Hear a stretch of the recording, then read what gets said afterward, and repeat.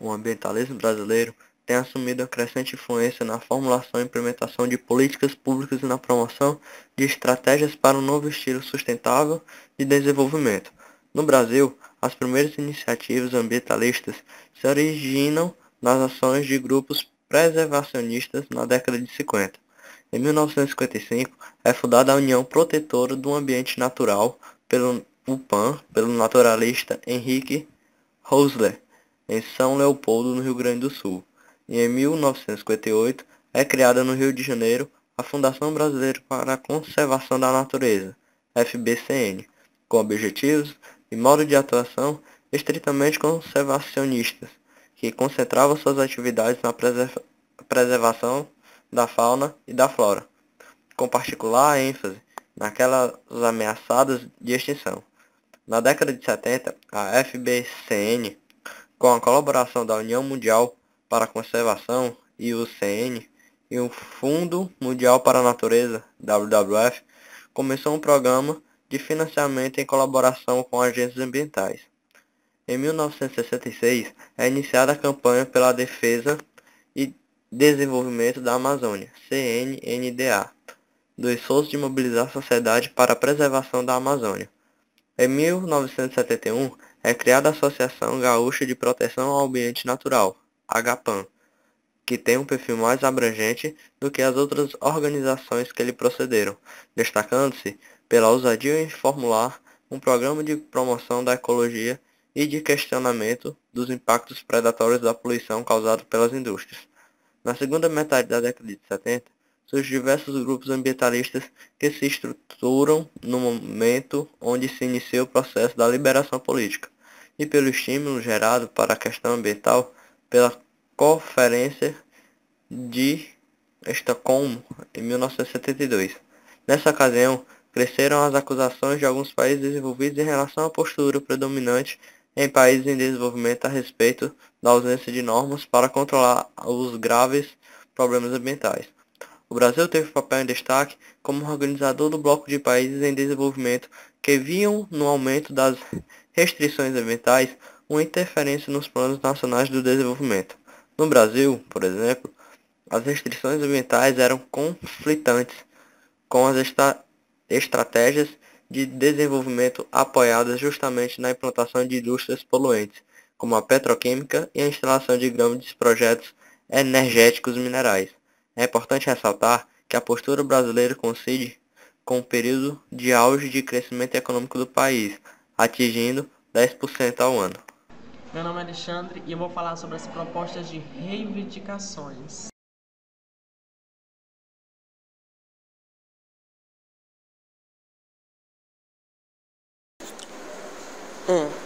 Estabelecer limites das áreas verdes já criadas como o polo de lazer na Avenida Sargento Hermínio e o Parque Ecológico Rio Branco, demarcadas aos seus espaços de transição entre as áreas verdes e a zona urbana propriamente dita. 2. Transformar as áreas verdes em unidades de conservação, conforme a lei do Sistema Nacional de Unidades de Conservação. Quando isso não for possível, criar parques públicos com toda a infraestrutura para garantir seu uso pela população. 3. Recuperar as áreas verdes degradadas. 4. Colocar nas áreas verdes estruturas que protejam a vida das aves e dos animais.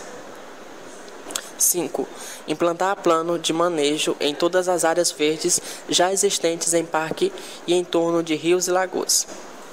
6. Garantir o direito à paisagem. 7. Retirar das áreas verdes as construções irregulares e fiscalizar as atividades de empresas e pessoas físicas, de modo que impeçam novas ocupações. 8. Garantir a segurança nelas, para que ocorra o efetivo uso das áreas verdes pela população.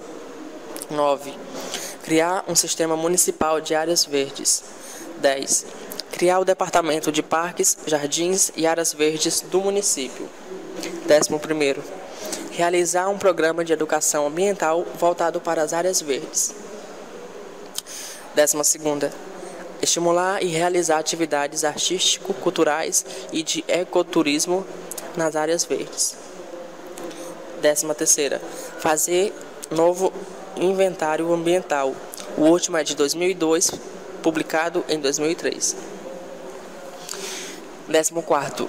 Levantar o índice de arborização de Fortaleza para dar suporte às ações no campo ambiental, a fim de Fortaleza atingir o índice de 12 metros quadrados de área verde por habitante, recomendado pela ONU. 15º.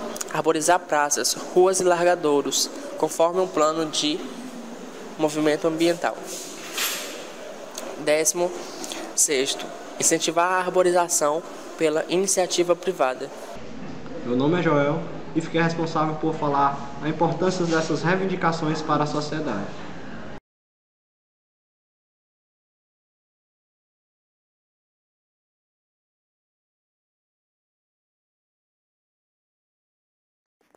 Ao longo dos últimos tempos, temos visto que muitas ações irresponsáveis ou mal pensadas surtiram enormes prejuízos para o meio ambiente e afetaram a qualidade de vida de grande número de pessoas por todo o globo.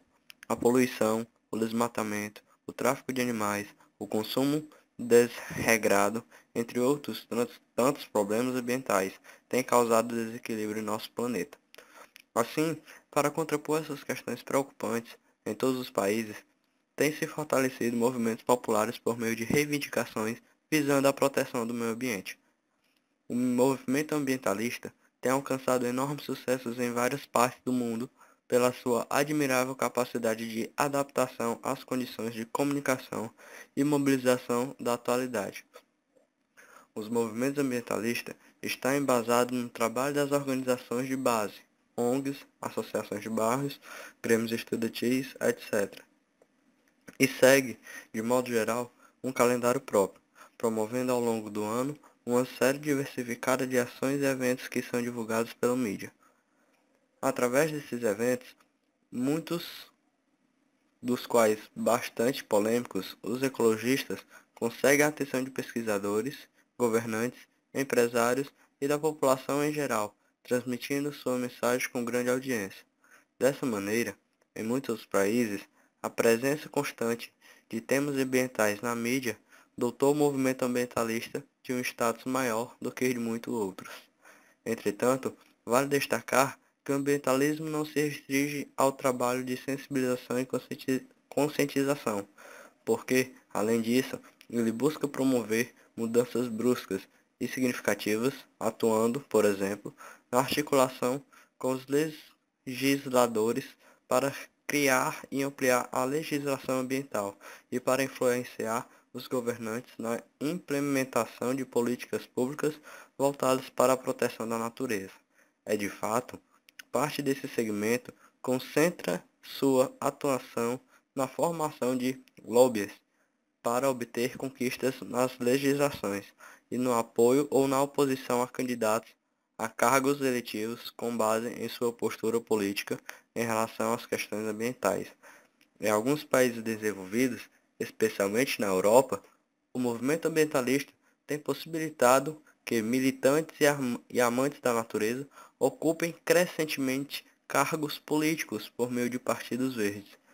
Essas conquistas se devem principalmente pela forte tradição democrática dessas nações.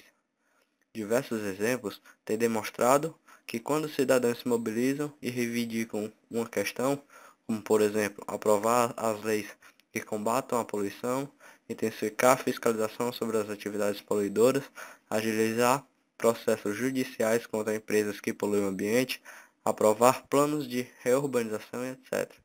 Isso faz com que os governos mudem suas posturas, pois nenhum político pode ganhar as eleições e ou manter-se com boa popularidade se não atender às solicitações de sua comunidade. Dessa forma, tem de ser fortalecido em todo o mundo o movimento ambientalista como instrumento que estimula um maior compromisso da sociedade com a cidadania, buscando-se criar um ser humano diferente, mais consciente de suas responsabilidades como cidadão planetário. O maior crédito do movimento ambientalista é nos fazer reconhecer que cada um de nós é parte dos diversos problemas que afetam o nosso mundo e que cada um de nós também fazer parte da solução desse problema. Portanto, não devemos ficar parados, vendo o tempo passar, sem tomar atitudes, pois cada um de nós deve atuar fazendo a diferença onde quer que estejamos.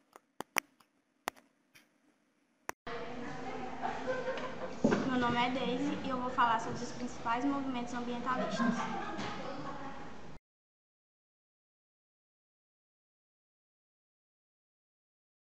Hoje em dia, os principais movimentos ambientalistas são WWF Brasil, GRUD e a Fundação SOS Mata Atlântica.